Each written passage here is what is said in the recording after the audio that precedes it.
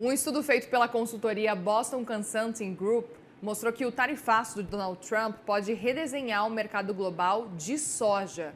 Vamos falar com Gustavo Lustosa, repórter do AgFeed, que vem explicar para a gente esse cenário, porque a gente sabe o quanto Donald Trump quer que todo mundo compre a soja dos Estados Unidos. Conta para a gente os detalhes desse cenário. Boa tarde para você.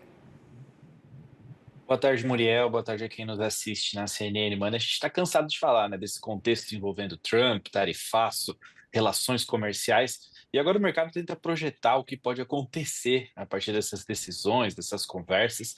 Esse estudo aí que você já começou a mencionar, do Boston Consulting Group, foi obtido aqui pelo AgFeed em primeira mão. E os analistas que elaboraram esse estudo chegaram a duas conclusões envolvendo o mundo agro. Uma delas, como você já disse, né, esse redesenho do mercado da soja, mas também essas tarifas do Trump podem redesenhar o sistema alimentar americano. Vamos chegar lá.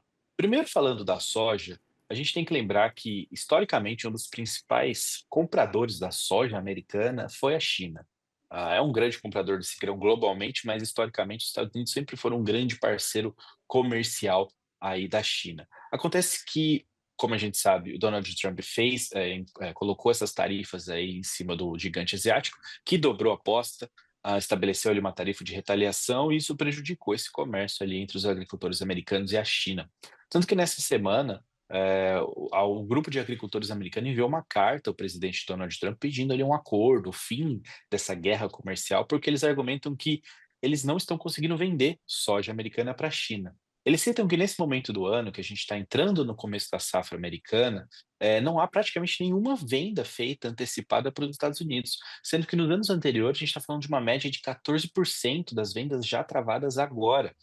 E esse estudo do BTG lembrou que desde 2018 a China tem diminuído as compras de soja dos Estados Unidos. Por quê? Vai lembrar que naquele ano Donald Trump era o presidente americano no seu primeiro mandato e ele já começou ali com algumas tarifas naquela época e a China, precisando de soja, começou a diversificar ali as suas fontes de obtenção do grão.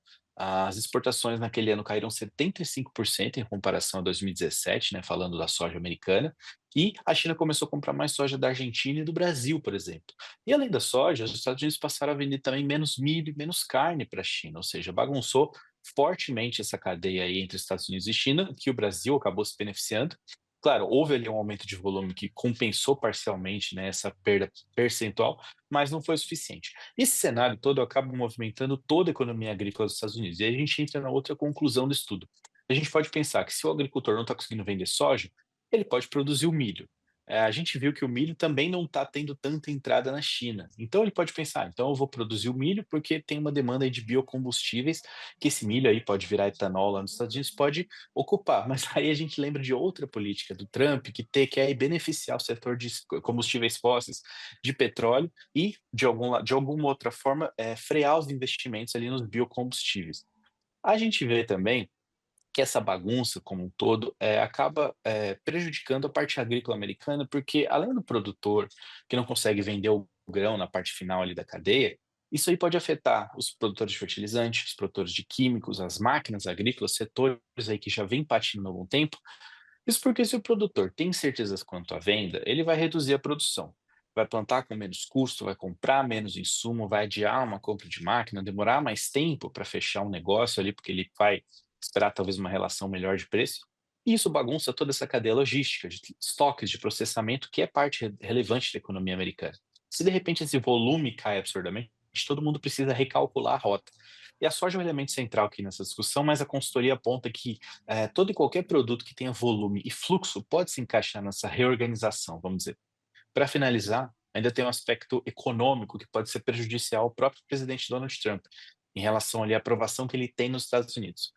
Isso porque esses desinvestimentos, ou seja, essas indústrias que começam a desacelerar, como eu falei, insumos, máquinas, elas acabam gerando, no fim das contas, uma inflação ali para o produtor americano.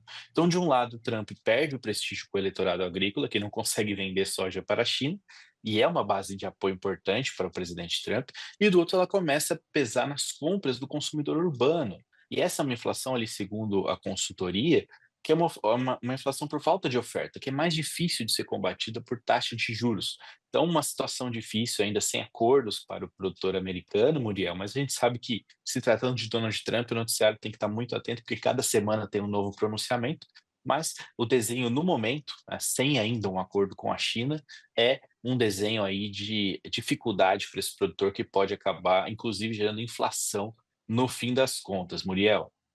Perfeito, obrigada, viu, pelas informações e bom trabalho para você por aí. E bom fim de semana também, Gustavo. Obrigado, Muriel, para nós todos. Obrigada.